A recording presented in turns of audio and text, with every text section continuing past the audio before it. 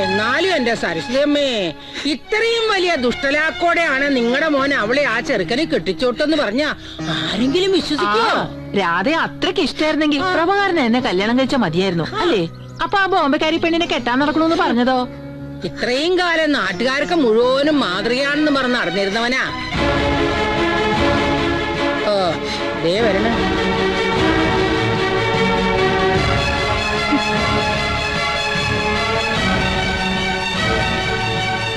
നമ്മള് പോവാണേ. പാടി നടക്കടി.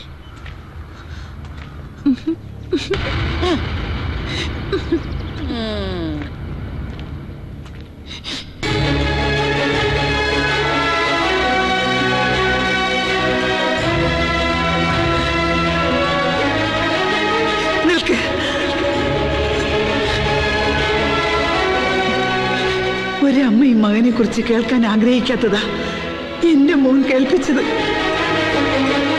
എന്റെ മോൻ ഒരാളെയും വഞ്ചിക്കില്ലെന്ന് ഞാൻ അഭിമാനിച്ചിരുന്നു. നാടിനും നാട്ടാർക്കും വേണ്ടി രാപകൽ ഓടി നടന്നിരുന്ന നിന്റെ ഉള്ളിൽ ഇത്രയും വിഷമുണ്ടായിരുന്നെന്ന് ഞാൻ അറിഞ്ഞില്ല പ്രഭാകര.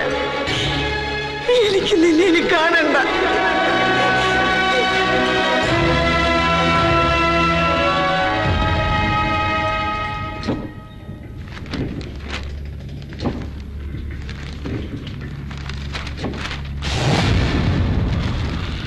സമസ്ത കേരളം പീവോ.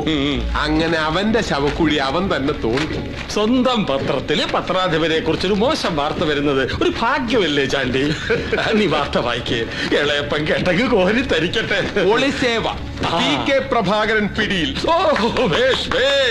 സൽസ്വഭാവി ആദർശവാനായ രാഷ്ട്രീയ പ്രവർത്തകൻ, ജനക്ഷേമ തൽപരനായ പഞ്ചായത്ത് മെമ്പർ തുടങ്ങിയ കുപ്രചരണങ്ങളിലൂടെ ജനങ്ങളുടെ കണ്ണിൽ പൊടിയിട്ട് നടന്ന കള്ളനും കപട സദാചാരവാദിയും സർവോപരി വ്യഭിചാരിയും കാമവെറിയനുമായ ജാരൻ PK പ്രഭാകരന്റെ പരസ്ത്രീ സംഗമം നാട്ടുകാർ കയ്യോടെ പിടിച്ചു.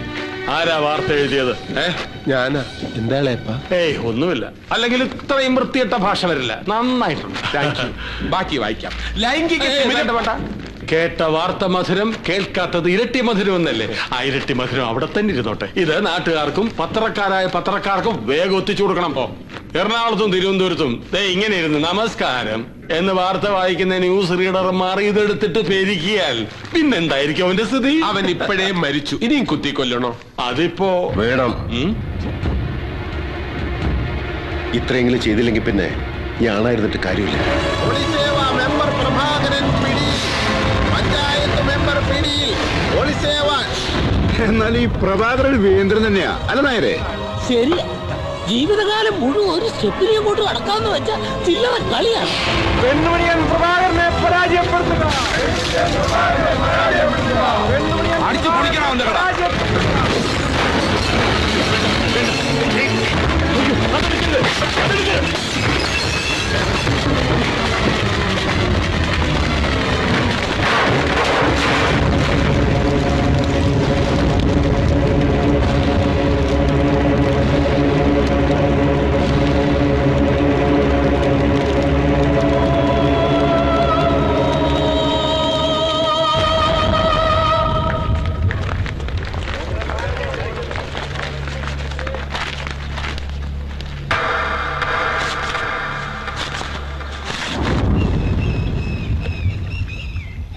പ്രഭാര,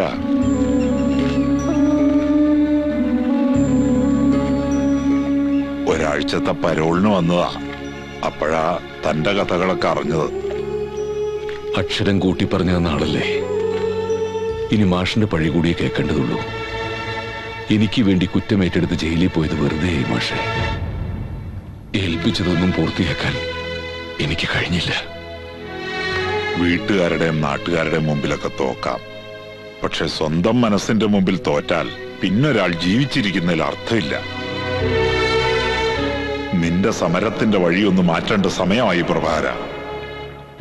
നേരിന്റെ രാഷ്ട്രീയം ഇല്ലാതാകുമ്പോ നിലവിലുള്ള രാഷ്ട്രീയത്തിന്റെ നേരെന്താണെന്ന് കണ്ടെത്തണം. ആ നേരിന്റെ അർത്ഥം പുതിയ കാലത്ത് ചതിയെന്നാണെങ്കിൽ അത് തിരിച്ചു പ്രയോഗിക്കാനും നാം മടിക്കേണ്ടതില്ല.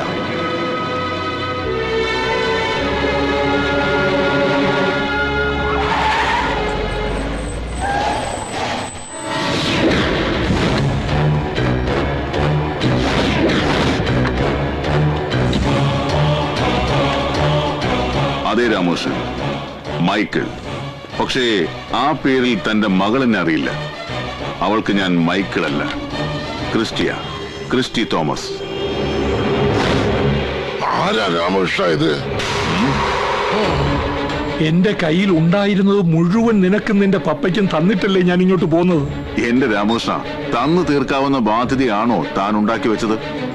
പലിശ മാത്രം കണക്കൂട്ടിയാൽ തന്നെ താൻ തന്നത് മതിയാവോടോ? ഇനി ഈ വീടും പറമ്പും മാത്രമേ എന്റെ കയ്യിലുള്ളൂ. ദയവ് ചെയ്ത് എന്നെ ഉപദ്രവിക്കരുത്. തീർച്ചയായും മുതലായും പലിശയായുമുള്ള സകല ബാധ്യതകളും ഞാൻ അവസാനിപ്പിക്കാം. പക്ഷെ തന്റെ മകളെ എനിക്ക് വിട്ടുതരണം. അവളെ വിളിക്കേ പ്ലീസ്.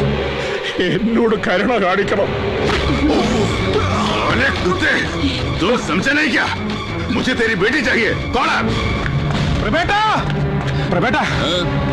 ആ ക്രിസ്റ്റിയില്ലേ, അവൻ രഞ്ജിനിയെ കൊണ്ടുവന്നു പറഞ്ഞ തറവാട്ടിലേക്ക് കുറെ ആൾക്കാരുമായിട്ട് പോയിട്ടുണ്ട്.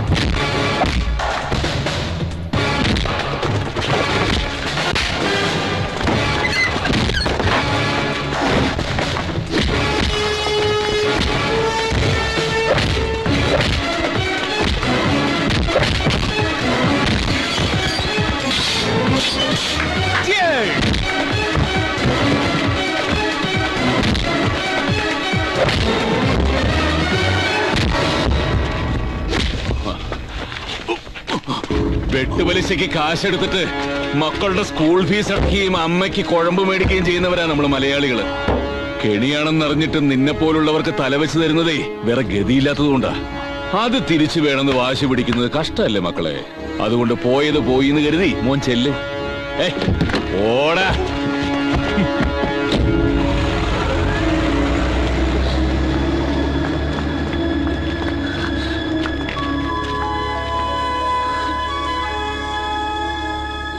കുറച്ചുനാള് ഞാനൊരു വിഡ്ഢിവേഷം കിട്ടി. നിന്റെ മനസ്സിൽ ഇടമില്ലെന്നറിയാതെയാ ഞാൻ ഓരോന്ന് കാട്ടിക്കൂട്ടിയത്. അർഹതയില്ലാത്തടത്ത് കയറിപ്പറ്റാൻ ശ്രമിച്ചത് അതെന്റെ തെറ്റാ. പ്രഭേ, എന്റെ മോൾക്കൊരു അബദ്ധം പറ്റി എന്നുള്ളത് സത്യ. പക്ഷെ ഇപ്പൊ ഇവളുടെ മനസ്സിൽ നിനക്കൊരു സ്ഥാനമുണ്ട്. ഇവളുടെ തെറ്റ് പൊറുക്കാൻ നിനക്ക് പറ്റുമെങ്കിൽ. ഏയ്, അത് ശരിയാവില്ല. ഇപ്പൊ നിന്റെ മനസ്സിൽ ക്രിസ്റ്റിയോടുള്ള തീരാത്ത പകയാ. ആ പകയാണ് എന്നോടുള്ള ഇഷ്ടമായിട്ട് മാറിയിരിക്കുന്നത്. കുറച്ചു കാലം കഴിയുമ്പോ നീ ക്രിസ്റ്റിയെ മറക്കും.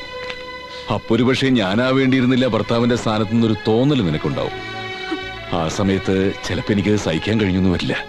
നിനക്ക് പറ്റിയ നല്ലൊരാളതാ അച്ഛൻ കണ്ടെത്തി തരും. വരട്ടെ.